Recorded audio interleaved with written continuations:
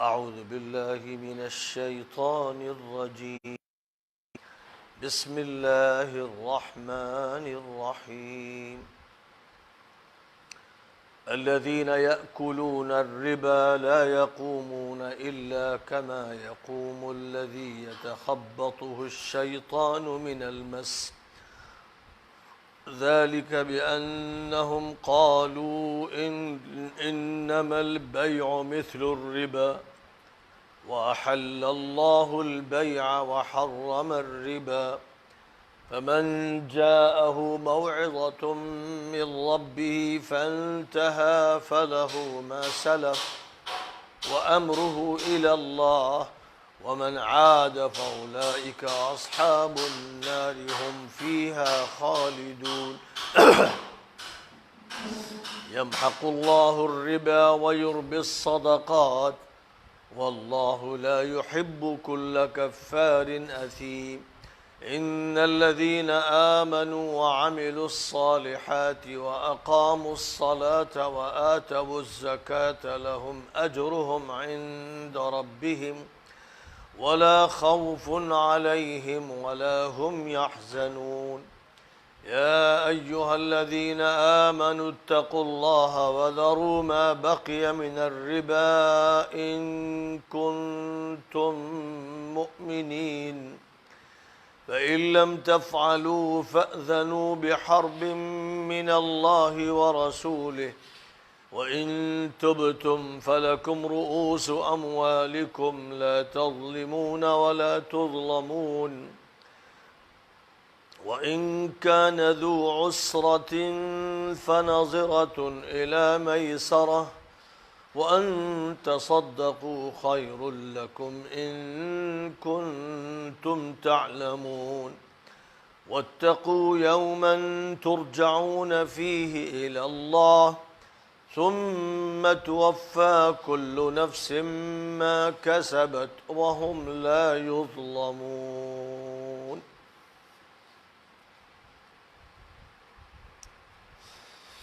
اسلام کا غیر سودی معاشی نظام. جو لوگ سود کھاتے ہیں وہ اس طرح ہو جاتے ہیں جیسے وہ شخص ہو جس کو شیطان نے اپنے اثر سے باولا بنا دیا ہو. سود کے مطالبوں میں دیوانے رہتے ہیں اور قیامت میں باولوں کی طرح اٹھائے جائیں گے. یہ اس لیے ہے کہ ان کا دعویٰ ہے کہ خرید و فروخت سود ہی کی طرح تو ہے، حالانکہ اللہ تعالیٰ نے خرید و فروخت کو جائز قرار دیا ہے اور سود کو حرام قرار دیا ہے. اب جس کے پاس پروردگار کی طرف سے یہ ہدایت و تنبیہ آ گئی اور وہ باز آ گیا تو پہلے جو اسے مل چکا وہ اس کا مانا جائے گا اور اس کا معاملہ اللہ کے حوالے. اور پھر جو لوگ سود کی طرف پلٹیں گے وہ دوزخی ہوں گے جہاں وہ ہمیشہ رہیں گے. اللہ سود کو معاشی زوال و تباہی کا ذریعہ بنا دیتا ہے اور خیر و خیرات کی نشو و نما فرماتا ہے، اور اللہ کافروں مجرموں کو پسند نہیں کرتا. جو لوگ ایمان لائے ہیں اور نیک کام کرتے ہیں اور نماز ٹھیک سے ادا کرتے ہیں اور زکوٰۃ دیتے ہیں ان کو ان کے رب کے پاس اپنا اجر ملے گا اور وہ بے خوف و خطر ہوں گے اور بے رنج و غم. اے ایمان والو، اللہ کے احکام کا لحاظ رکھو اور باقی سودی مطالبات ترک کر دو اگر تم مومن ہو. اگر تم نے ایسا نہیں کیا تو اللہ اور اس کے رسول کی طرف سے تمہارے خلاف اعلان جنگ ہے، اور اگر تم تائب ہوتے ہو تو تمہیں رأس المال کا حق حاصل ہے. نہ تم زیادتی کرو نہ تم پر زیادتی کی جائے، اور اگر قرض دار تنگ دست ہو تو سہولت کے ساتھ ادائیگی کے وقت تک اسے مہلت دی جائے، اور اگر صدقے کی نیت کر لو اور مطالبہ ختم کر دو تو یہ تمہارے لیے زیادہ بہتر ہوگا اگر تم اس کے ثواب کا علم رکھتے ہو. اور اس دن سے ڈرو جس دن تم کو اللہ کے حضور واپس لے جایا جائے گا اور ہر شخص کو اس کے عمل کا بدلہ ملے گا اور لوگوں پر کوئی زیادتی نہیں ہوگی. سورۃ البقرہ کی یہ آیات 275 سے 281 تک ہیں. جن کی تلاوت کی گئی اور جن کا رواں ترجمہ پیش کیا گیا۔ اس سے پہلے کی جو آیات کریمہ ہیں جن کا انفاق فی سبیل اللہ سے تعلق ہے، ان کا درس رمضان المبارک کے آخری ایام میں ہو چکا تھا، اس لیے ان کے اعادے کی ضرورت نہیں سمجھی گئی، کیونکہ یہ سارے درس ریکارڈ ہوئے ہیں اور لائیو ٹیلی کاسٹ بھی کیے گئے ہیں، اور پھر ان کے بعد ان کو محفوظ بھی کر دیا گیا ہے۔ لہذا جن آیات کریمہ کا درس پہلے ہو چکا تھا، یعنی وہ آیات کریمہ جو آیت نمبر 261 سے شروع ہوتی ہیں اور آیت نمبر 274 تک چلتی ہیں، جن میں اللہ تعالیٰ نے اپنے راستے میں خرچ کرنے کی فضیلت اور اجر کا اس طرح بیان فرمایا کہ جیسے ایک دانہ ہے کہ جس کو زمین میں بویا جائے اور 7 بالیاں نکلیں اور ہر بالی میں 100 دانے ہوں، تو ایک دانے کے عوض میں 700 دانے تو یہ ہو گئے، اور پھر اللہ تعالیٰ جس کے لیے بھی چاہتا ہے بہت ہی زیادہ بڑھا چڑھا کر عنایت فرماتا ہے۔ اور اس میں اللہ کے راستے میں خرچ کرنے کے بارے میں یہ باتیں ارشاد فرمائی گئی تھیں کہ اللہ کے راستے میں خرچ کیا جائے، کسی پر صدقہ کیا جائے تو اس کے بعد پھر اس پر احسان نہ جتایا جائے اور اسے تکلیف نہ دی جائے، دکھ نہ دیا جائے۔ صدقہ نہیں دینا ہے تو بھلی بات کہہ دی جائے اور معاف کر دیا جائے، یہ اس سے بہتر ہے کہ صدقہ دے کر تکلیف پہنچائی جائے۔ اور اسی طرح یہ بھی بتا دیا گیا تھا کہ جو شخص ریاکاری کرتا ہے، دکھاوے کے لیے صدقہ کرتا ہے، اس کا صدقہ اکارت ہو جاتا ہے، ضائع ہو جاتا ہے، آخرت میں اس کو کچھ بھی ملنے والا نہیں۔ اور پھر یہ بتایا گیا تھا کہ جو لوگ اللہ کے راستے میں اللہ کی رضا کے لیے خرچ کرتے ہیں، اللہ تعالیٰ ان کا تزکیہ نفس بھی فرماتا ہے اور ان کے مال میں بڑی برکت ہوتی ہے، اور ان کے صدقے کو اللہ تعالیٰ بڑھا چڑھا کر آخرت میں عطا فرمائے گا اور دنیا میں بھی ان کو برکتوں سے نوازا جائے گا۔ اور اس کے برخلاف جن لوگوں کی نیت صاف نہیں ہوتی ہے، وہ اپنی اس بدنیتی سے خود اپنے کو تباہ و برباد کر دیتے ہیں۔ اس کے بعد یہ ہدایات دی گئی تھیں کہ جو مال دیا جائے اللہ کے راستے میں، صدقہ کیا جائے تو وہ اچھا ہونا چاہیے، پاکیزہ ہونا چاہیے، پسندیدہ ہونا چاہیے، قابل استعمال ہونا چاہیے۔ جس مال کو یا جس چیز کو آدمی خود پسند نہ کرے وہ صدقے میں دے، یہ اللہ کو پسند نہیں ہے۔ اللہ طیب ہے اور طیب کو قبول فرماتا ہے۔ اور یہ فرمایا گیا کہ انسان کا حال یہ ہے کہ شیطانی وسوسے سے متاثر ہو کر خوب خرچ کرتا ہے، فضول چیزوں میں، تقریبات میں، شادیوں میں اور غلط کاموں میں پیش ہوتا ہے، خوب خرچ کرتا ہے، لیکن اللہ کے راستے میں جب خرچ کے لیے کہا جاتا ہے تو اس کی جان نکلتی ہے، ایسا لگتا ہے کہ اس کی چمڑی ادھیڑی جا رہی ہے۔ تو یہ شیطانی وساوس کا نتیجہ ہے، اور جو لوگ شیطان سے متاثر ہوتے ہیں ان کا یہ رویہ ہوتا ہے۔ اللہ تعالیٰ تو مغفرت کا وعدہ فرماتا ہے اور عطا و بخشش کا وعدہ فرماتا ہے، پھر اللہ تعالیٰ کی طرف سے جس کو حکمت سے، دانشمندی سے، صحیح دانشمندی سے نواز دیا جاتا ہے تو وہ ان باتوں کو سمجھتا بھی ہے اور وہی اصلاً عقل مند ہوتا ہے۔ اور اللہ کے راستے میں جو بھی خرچ کیا جاتا ہے وہ اللہ کے علم میں ہوتا ہے، کھل کر بھی صدقہ دیا جا سکتا ہے اگر اس کا تقاضا ہو، دینی تقاضا ہو، اور مقصد اس صدقات پر ابھارنا ہو، اور چھپ کر بھی صدقہ دیا جا سکتا ہے۔ اور یہ زیادہ افضل ہے کہ اس طرح صدقہ دیا جائے کہ بائیں ہاتھ کو معلوم نہ ہو کہ دائیں ہاتھ نے کیا خرچ کیا ہے، یعنی جہاں تک اخفا ممکن ہو اخفا کرنا چاہیے۔ اور اگر کسی کو صدقہ دیا جا رہا ہے تالیف قلب کے لیے کہ اس کو ہدایت مل جائے اور ہدایت نہ ملے تو مایوس نہیں ہونا چاہیے، جو کار خیر اللہ نے مقدر فرمایا وہ بہرحال کر دیا گیا ہے۔ اسی کے ساتھ ساتھ یہ بات بھی ارشاد فرمائی گئی تھی کہ جو اللہ کے راستے میں خرچ کیا جائے اور صدقات دیے جائیں، ان کے سب سے زیادہ مستحق وہ لوگ ہیں جو حاجت مند بھی ہیں اور وہ اللہ کے دین کے کاموں میں مصروف ہیں، ان میں اتنے مشغول ہیں کہ ان کو تجارت کی فرصت نہیں ہے، صنعت کی فرصت نہیں ہے، زراعت کی فرصت نہیں ہے، اور وہ سفید پوش ہیں، اچھی طرح رہتے ہیں، اپنے فقر کا اظہار نہیں کرتے ہیں، کسی سے بھیک نہیں مانگتے ہیں، دیکھنے والا انہیں دیکھے تو سمجھے گا کہ خوشحال ہے، لیکن ان کی حالت اچھی نہیں ہوتی ہے۔ تو ایسے لوگوں کو تلاش کر کے ان کی ضروریات کو پورا کرنا سب سے بڑا عمل ہے، اور جو لوگ بھی رات و دن اللہ کے راستے میں خرچ کرتے ہیں ان کو زبردست اجر ملے گا۔ یہ ان مضامین کا خلاصہ ہے جو گزر چکے ہیں، تفصیل کے ساتھ ان پر بیان ہو چکا ہے، لیکن ایک مرتبہ پھر میں نے ان کے پوائنٹس کی تلخیص کر دی۔ اب اس کے بعد آج کی آیتوں کا جو موضوع ہے وہ شریعت اسلامی کا بہت اہم موضوع ہے۔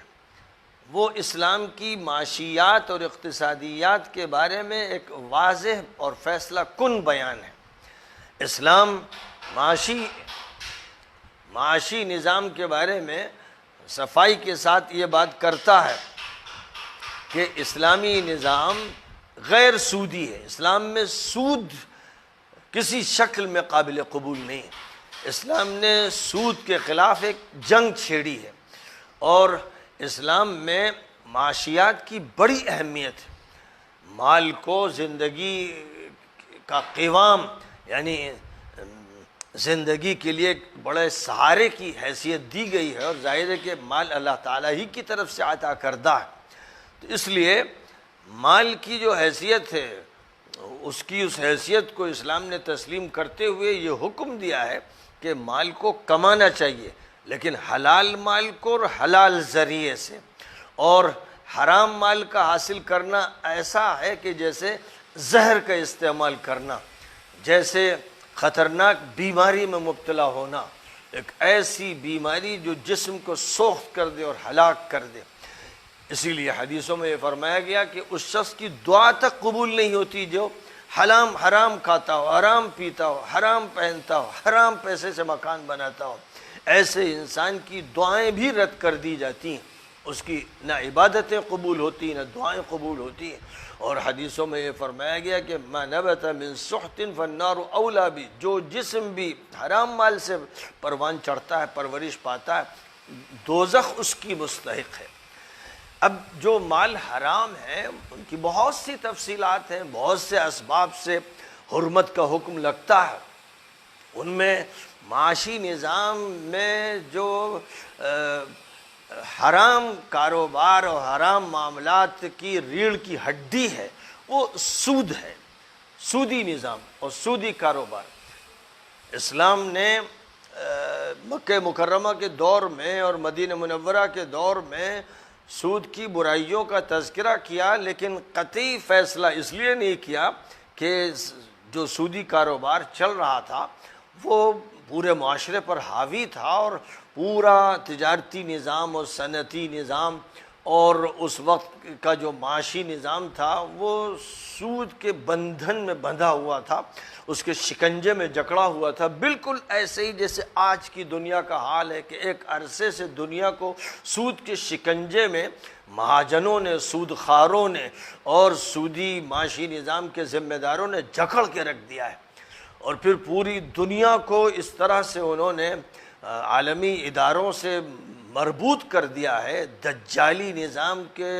شکنجے میں کس دیا ہے کہ چاہے یونائٹڈ نیشنز آرگنائزیشن ہو یا اس کے ذیلی ادارے ہوں، سب کا کام یہ ہے کہ دجالیت کا استحکام کیا جائے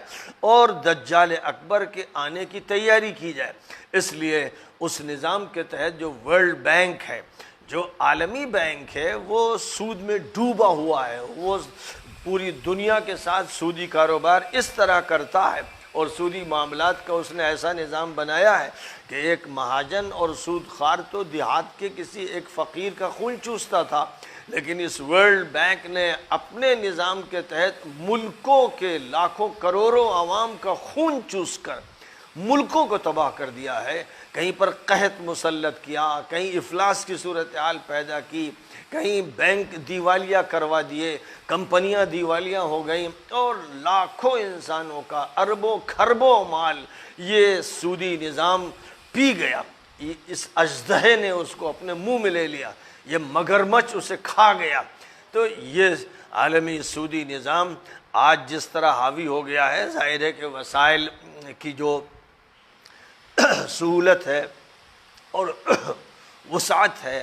اور دنیا کے بارے میں جو بات کہی جاتی ہے کہ وہ ایک گاؤں کی طرح ہو گئی ہے، بلکہ یوں کہا جاتا ہے کہ بس جیسے ایک گھر ہو، ساری دنیا سمٹ گئی ہے۔ تو اس دنیا میں جو الیکٹرانک دنیا ہے، کمپیوٹرائز دنیا ہے، اور جس میں دنیا کے ملکوں کو ایک دجال اکبر کے ادارے سے جوڑ دیا گیا ہے، اس طرح جوڑا گیا ہے کہ 5 طاقتوں کو ایک ایسی قدرت دے دی گئی ہے، ایسا اختیار دے دیا گیا ہے، اور اس کو قانونی حیثیت دے دی گئی ہے کہ ان کے پاس ویٹو پاور ہے۔ اور ویٹو پاور کا مطلب یہ ہے کہ وہ جس چیز کو چاہیں منسوخ کر دیں، جس حق کو چاہیں چھین لیں، جس ملک کو چاہیں کچل دیں، جس ظالم اور مجرم بادشاہ کو چاہیں تعاون دیں، اور جس حق اور انصاف پرست انسان کے ساتھ چاہیں زیادتی کریں۔ یہ اختیارات 5 پاورز کو دے دیے گئے ہیں، اور ان کو ویٹو پاور کا حق حاصل ہے، یعنی وہ حق تنسیخ رکھتے ہیں۔ کوئی بھی فیصلہ ہو، 150 ملک مل کر، 200 ملک مل کر، 100 ملک مل کر کوئی قرارداد پاس کریں تو ان کی حیثیت نہیں، حیثیت ان 5 اژدہوں کی ہے، حیثیت ان 5 درندوں کی ہے، حیثیت ان 5 ظالموں اور مجرموں کی ہے، حیثیت ان 5 لٹیروں کی اور ڈکیتوں کی ہے۔ ان کے ہاتھ میں دنیا آ گئی ہے، اور ظاہر ہے کہ ڈنڈے کے زور پہ آئی ہے۔ انہوں نے ڈنڈا چلایا، انہوں نے پوری دنیا کو دبایا اور کچلا۔ یہی وہ مجرم ہیں کہ جو پہلی جنگ عظیم کے اور دوسری جنگ عظیم کے مجرم ہیں، اور جنہوں نے کروڑ ہا کروڑ انسانوں کا خون بہایا، شہروں کو مسمار کیا، تباہ و برباد کیا، جو ایک طویل عرصے سے سودی نظام چلاتے رہے، قوموں کو چوس لیا انہوں نے، اور جو غریب اقوام دنیا میں ہیں ان کو قحط کے گڑھوں میں جھونک دیا۔ یہ وہ مجرم و ظالم ہیں جن کی سیاست ظالمانہ، جن کا معاشی نظام ظالمانہ، جن کا سوشل نظام ظالمانہ، جو ظلم پر قائم ہے۔ اور چونکہ یہ دجل پر عمل کرتے ہیں، یہ دجالیت کے نمائندہ ہیں، اس لیے فریب اختیار کرتے ہیں، الفاظ کے کھلونے انہوں نے بنائے ہیں، انہوں نے تعبیرات کے ساتھ کھلواڑ کیا ہے، اس لیے یہ خوف کو امن کہتے ہیں، امن کو خوف کہتے ہیں، یہ بلندی کو پستی کہتے ہیں، پستی کو بلندی کہتے ہیں، یہ ڈکٹیٹرشپ کو ڈیموکریسی کہتے ہیں، اور ڈیموکریسی کو ڈکٹیٹرشپ کہتے ہیں۔ یہ ظالمانہ بادشاہت کے ساتھ کھڑے ہوتے ہیں اور حق و انصاف کی حکومت کے پیچھے پڑتے ہیں۔ یہ دنیا کے وہ دجالی نظام کے علم بردار ہیں جنہوں نے دجل اور فریب اور جھوٹ اور دھوکہ اور فراڈ کا سہارا لے کر پوری دنیا کو ایک ایسی ظلمت میں جھونک دیا ہے، ایک ایسی سرنگ میں ڈال دیا ہے، ایک ایسے گڑھے میں پھینک دیا ہے، ایک ایسی خندق میں ڈھکیل دیا ہے جس سے دنیا اسی وقت نکل سکتی ہے جبکہ یہ نظام ختم ہو جائے۔ نبی اکرم صلی اللہ علیہ وسلم نے جاہلیت سے مقابلہ مکہ مکرمہ میں شروع کیا جبکہ آپ اکیلے تھے۔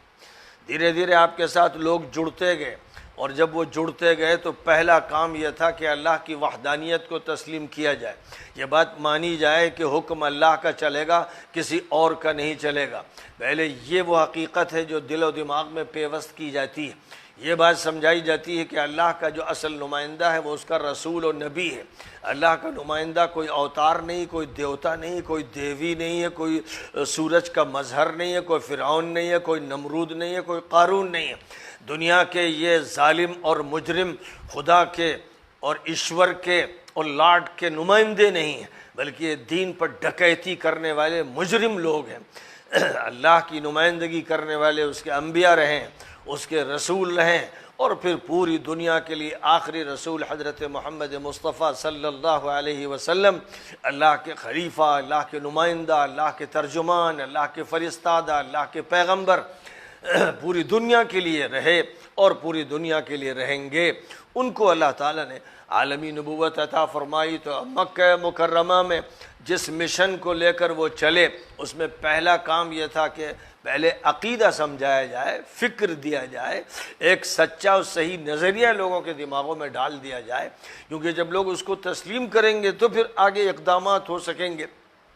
اس کو تسلیم کرنے کے بعد جب یہ کہا جائے گا کہ اللہ نے 5 وقت کی نمازیں فرض کی ہیں تو پڑھیں گے، جب یہ کہا جائے گا کہ رمضان کے روزے اللہ نے فرض کیے ہیں تو رکھیں گے، جب یہ کہا جائے گا کہ زکوٰۃ اللہ تعالیٰ نے عائد کی ہے تو ادا کریں گے، جب یہ کہا جائے گا کہ حج اللہ نے فرض کیا ہے تو اس کو اختیار کریں گے، جب یہ کہا جائے گا کہ اللہ تعالیٰ نے بدکاری کو حرام کیا، شراب کو حرام کیا، جوئے کو حرام کیا، ظلم کو حرام کیا، تو اسے وہ مانیں گے، وہ تسلیم کریں گے۔ تو جہاں تک تعلق ہے انفرادی زندگی کا، انفرادی اعتبار سے ایک شخص فرض کو قبول کرتا ہے اور کسی جرم کو اور گناہ کو ترک کرتا ہے، یہ اس کا انفرادی عمل ہے، لیکن جو ایسی صورتحال ہوتی ہے اور ایسے معاملات ہوتے ہیں جن میں انفرادی فیصلہ کامیاب نہیں ہو سکتا ہے، ایک فرد جیسے حکومت نہیں بنا سکتا، ایک فرد کی سیاست سے جیسے تبدیلی نہیں آتی ہے، ایک شخص جیسے ایک فوج نہیں بنا سکتا ہے، ایک فرد جیسے پولیس کا پورا کردار ادا نہیں کر سکتا ہے، ویسے ہی ایک فرد پورے معاشی نظام کو تبدیل کرنے کی قدرت نہیں رکھتا ہے۔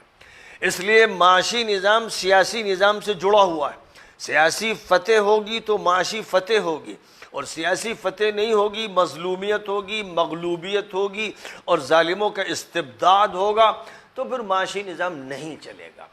آج ہمیں اس کا تجربہ ہے کہ چونکہ مسلمانوں کا سیاسی نظام ان کے ہاتھ میں نہیں ہے، مسلمانوں کا عسکری نظام ان کے ہاتھ میں نہیں ہے، تو 1000 کوششیں غیر سودی بینک کاری کی، غیر سودی کمپنی کی، غیر سودی بیت المال کی، غیر سودی ادارے کی گئیں، لیکن اکثر و بیشتر ان کوششوں کو ناکام کر دیا گیا اور ادارے توڑ دیے گئے، اور وہ اس طرح نہیں چل سکے کہ وہ انسانیت کے نفع کا پورا کام انجام دیتے یا کسی ملک پر حاوی ہو جاتے۔ زیادہ سے زیادہ جتنی آزادی مسلمانوں کو اس کی حاصل ہے کہ وہ نماز پڑھ لیں، وہ روزہ رکھ لیں، وہ حج کر لیں، ویسے ہی محدود دائرے میں اپنے معاشی نشاطات اور سرگرمیوں کی ان کو اجازت ہے، وہ بہت ہی محدود دائرے کی بات ہے۔ اس محدود دائرے کے لیے اسلام نہیں آیا، اس لیے نبی صلی اللہ علیہ وسلم کو جیسے شراب کی ممانعت کے لیے ایک طویل انتظار کرنا پڑا کہ مکہ مکرمہ کے 13 سال میں ممانعت نہیں ہوئی، پھر مدینہ منورہ کے 4 سال ممانعت نہیں ہوئی، 5ویں سال شراب کی قطعی ممانعت کا اعلان کیا گیا۔ تو اس طرح سے 18 سال کا انتظار کیا گیا، تب جا کے اس کی نوبت آ سکی۔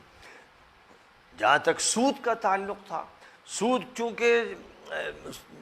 اتنی مضبوط جڑیں رکھتا تھا کہ جتنا بھی کاروبار چل رہا تھا، صنعت کا، تجارت کا، زراعت کا، سب جگہ سود داخل تھا اور پورے ملک پر حاوی تھا۔ پھر اس کے بعد عربوں کے جو تعلقات رومن امپائر سے تھے، جو قافلے شام جاتے تھے، جو قافلے یمن جاتے تھے، جو بڑی تجارت کرتے تھے، ایکسپورٹ اور امپورٹ کا کام کرتے تھے، جن کے اس طرح سے کسی حد تک بین الاقوامی تعلقات تھے، تو وہ بھی سودی نظام سے ہی وابستہ ہوتے تھے، اس سے وہ الگ ہو کر کام نہیں کر سکتے تھے۔ اس لیے نبی اکرم صلی اللہ علیہ وسلم کو انتظار کرنا پڑا، اور اللہ تعالیٰ کی طرف سے فتح مکہ کے بعد وہ آیتیں نازل ہوئیں جن میں قطعی طور پر سود کی ممانعت کی گئی، اور نبی صلی اللہ علیہ وسلم نے ان کا اعلان عام بھی اس وقت تک نہیں کیا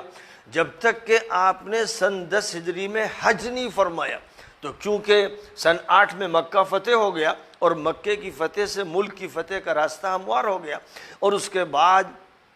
سن 9 میں پورے جزیرۃ العرب پر اسلامی فتح کے پھریرے اور جھنڈے لہرانے لگے۔ یہاں تک کہ جب پورا ملک اسلام میں داخل ہو گیا اور سیاسی بالادستی حاصل ہو گئی اور حکومت پورے ملک پر قائم ہو گئی، اور پھر نبی صلی اللہ علیہ وسلم نے سن 10 میں حج فرمایا تاکہ شرک کی کوئی مداخلت نہ ہو، کسی دوسرے نظام کی کوئی مداخلت نہ ہو، تو آپ نے اپنے حج کے موقع پر عرفات کے میدان میں تقریر کرتے ہوئے یہ بات ارشاد فرمائی کہ جاہلیت کے سود کو اب بالکل ختم کیا جاتا ہے، اپنے پیروں تلے میں رون دیتا ہوں۔ اور اپنے چچا کے بارے میں فرمایا جو بڑے تاجر تھے اور اللہ نے ان کو بڑی دولت دے رکھی تھی، کہ ان کے جتنے بھی سودی معاملات اور مطالبات ہیں ان سب کے خاتمے کا آج اعلان کیا جاتا ہے۔ تو کتنا لمبا عرصہ، یعنی یوں سمجھیے کہ تقریباً 22-23 سال کا انتظار کرنا پڑا، اتنا طویل عرصہ، اس لیے کہ جب تک کہ اس کے نظام کو نافذ کرنے کے حالات نہ پیدا ہوں۔ تو ذہن سازی تو ہو سکتی ہے، توجہ تو دلائی جا سکتی ہے، فکر تو پیش کی جا سکتی ہے، لیکن حکم جو ہوتا ہے، جو قانون ہوتا ہے، وہ اسی وقت پاس کیا جانا بہتر ہوتا ہے جبکہ اس کا نفاذ ہو سکے، وہ صرف لٹکا ہوا قانون نہ رہے۔ اس لیے جب نفاذ کی قدرت حاصل ہو گئی تب اس کا اعلان کیا گیا۔ اس لیے یہاں پر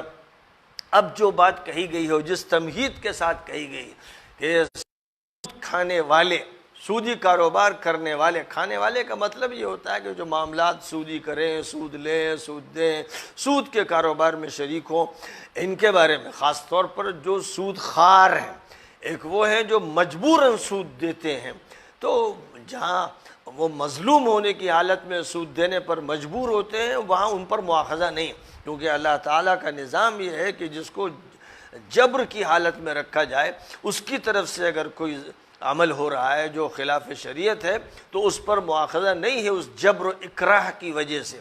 اس لیے اگر کسی کو سود دینے پر مجبور ہونا پڑ رہا ہے اپنے حق حاصل کرنے کے لیے تو اس کو دفع مظلومت کہتے ہیں، یہ دفع ظلم کی کارروائی ہے، سود کی نہیں۔ اسی طرح جیسے کسی کو مجبوراً رشوت دینی پڑے تو لینے والا حرام خور ہے، دینے والا مجبور ہے اور وہ گنہگار نہیں شمار کیا جائے گا، بلکہ وہ ظلم کو دفع کر رہا ہے اور ظلم کو دفع کرنے کے لیے اسے کچھ دینا پڑ رہا ہے۔ تو جو سود خوار ہیں یہ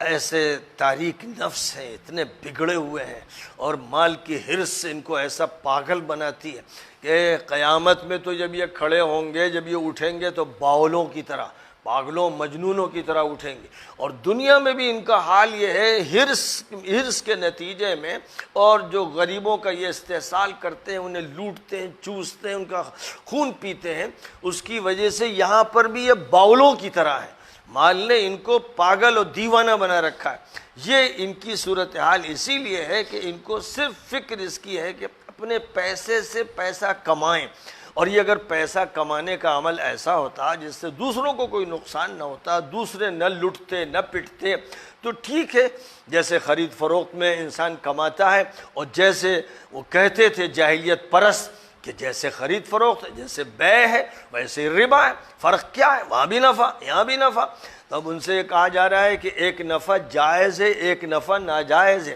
ایک نفع کاروبار کا ایسا ہے جس میں ہر انسان نفع و نقصان میں شریک ہے اور وہ رسک لیتا ہے، کاروبار کرتا ہے، کبھی کامیابی ہوتی ہے، کبھی نہیں ہوتی، کبھی کم ہوتی ہے۔ لیکن یہ سود خوار خون چوستا رہتا ہے، یہ جونک ہے، جونک جو جس جسم سے لگتی ہے اس کو چوستی رہتی، کیونکہ ہر حالت میں اس کو ایک نفع ملتے رہنا ہے، اس مدت کی بنیاد پر کہ اس نے قرض دیا ہے اور ایک وقت طے کر لیا ہے کہ اتنے میں ادائیگی ہوگی تو اتنے فیصد، اور اگر مدت بڑھتی جائے گی تو فیصد بڑھتی چلی جائے گی، جس کا نتیجہ یہ ہوتا ہے کہ اپنی غربت کی وجہ سے، اپنی ضرورت کی وجہ سے جو شخص قرض لیتا ہے اس کا حال ایسا ہوتا ہے جیسے ایک جوک لگ گئی ہے جو اس کا خون چوستی چلی جا رہی ہے، چوستی چلی جا رہی۔ اسی لیے سودی نظام میں غریب غریب تر ہوتا جاتا ہے، امیر امیر تر ہوتا جاتا ہے، اور غریبوں اور امیروں میں نفرت پیدا ہوتی ہے، اور ایک لاوا پکتا ہے جو کبھی پھٹتا ہے، جیسے کہ لاوا کیپٹلزم کے خلاف کمیونزم کا پھٹا، اور اس کے بعد کمیونسٹوں نے لاکھوں انسانوں کو مارا، قتل کیا، سزائیں دیں، جیلوں میں ٹھوسا، سلاخوں کے پیچھے ڈال دیا، کیونکہ وہ ایک مجنونانہ ری ایکشن تھا، اور وہ مجنونانہ ری ایکشن انسانیت کی تباہی کے لیے آیا تھا۔ اس لیے یاد رکھا جائے کہ سود چاہے انفرادی طور پر ہو، جس میں خاندان کا کوئی ایک فرد متاثر ہوتا ہے اور دھیرے دھیرے وہ فقیر ہو جاتا ہے، گھر لٹ جاتا ہے، بلکہ مہاجنوں کا حال یہ ہوتا ہے کہ وہ گھروں کے زیورات بکوا دیتے ہیں، سامان بکوا دیتے ہیں، گھر کو گروی رکھوا دیتے ہیں، یہاں تک کہ عزت پر ڈاکے ڈالتے ہیں، آبروئیں لوٹ لیتے ہیں۔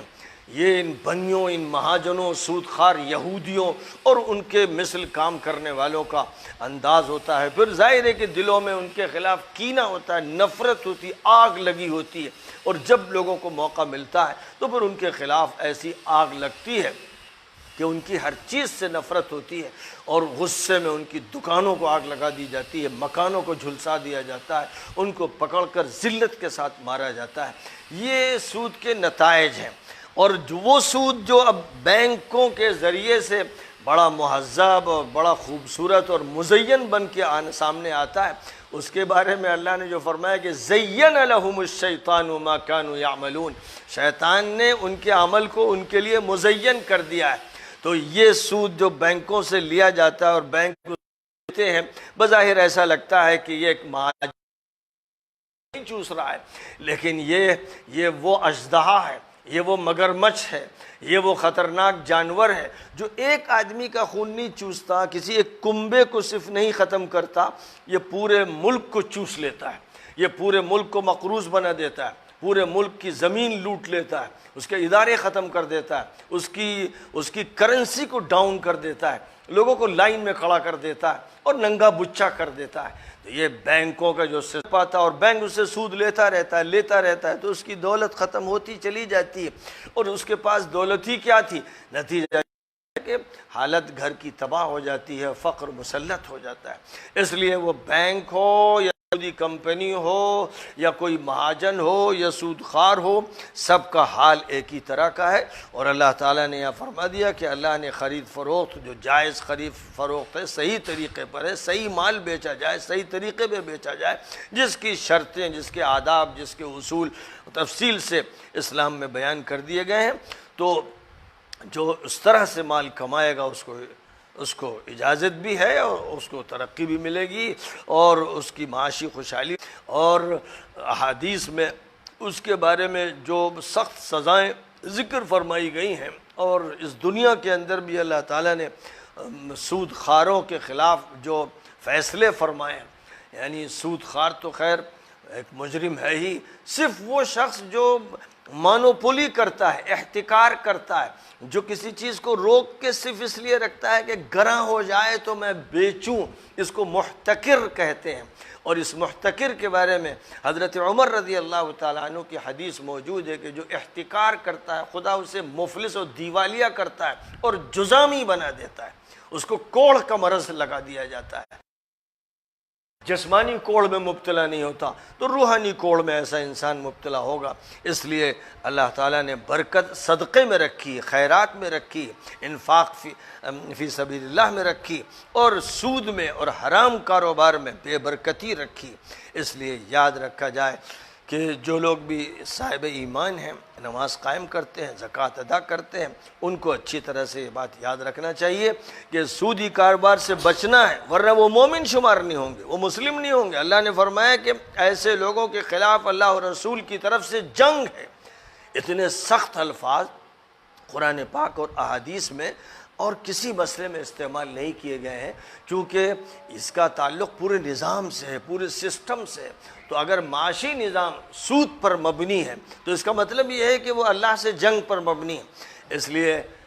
یہ بات یاد رکھنی چاہیے کہ جو مسلم حکومتیں کہلاتی ہیں، جن میں سر فہرست وہ حکومت ہے جو جزیرۃ العرب پر ظالمانہ طور پر قائم ہے، جس کو سعودی حکومت کہتے ہیں، یعنی آل سعود کی جو حکومت ہے وہ جزیرۃ العرب میں حرمین شریفین کے ملک میں بھی سودی نظام چلا رہی ہے۔ اس سے اندازہ کیا جا سکتا ہے کہ شیطنت اور دجالیت اور دنیا کے حرام خوروں کا نظام کس طرح سے تمام مسلمانوں پر مسلط کر دیا گیا ہے، اور اس نظام کو مسلط کرنے میں مسلمان حکام واسطہ بنے ہوئے ہیں۔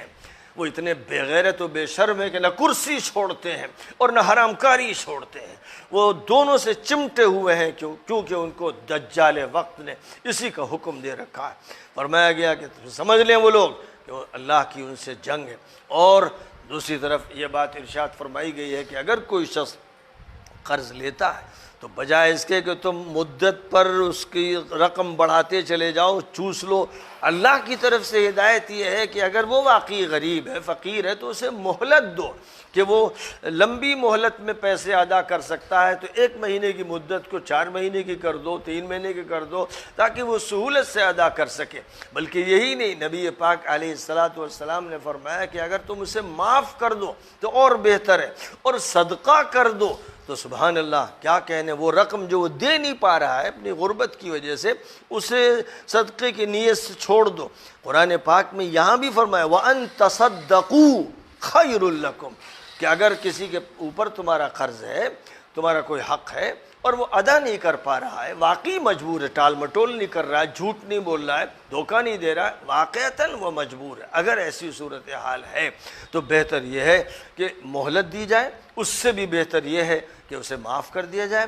اس سے بھی بہتر یہ ہے کہ اس رقم کو صدقہ سمجھ لیا جائے اور چھوڑ دیا جائے۔ یہ وہ تعلیمات ہیں جو اسلام نے مسلمانوں کو دی ہیں، قرآن نے دی ہیں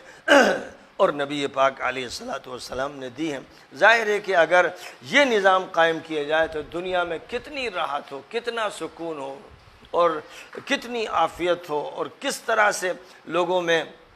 برابری کا احساس ہو، اور کوئی بھی پھر مظلوم باقی نہ رہے۔ وآخر دعوانا ان الحمد للہ رب العالمین۔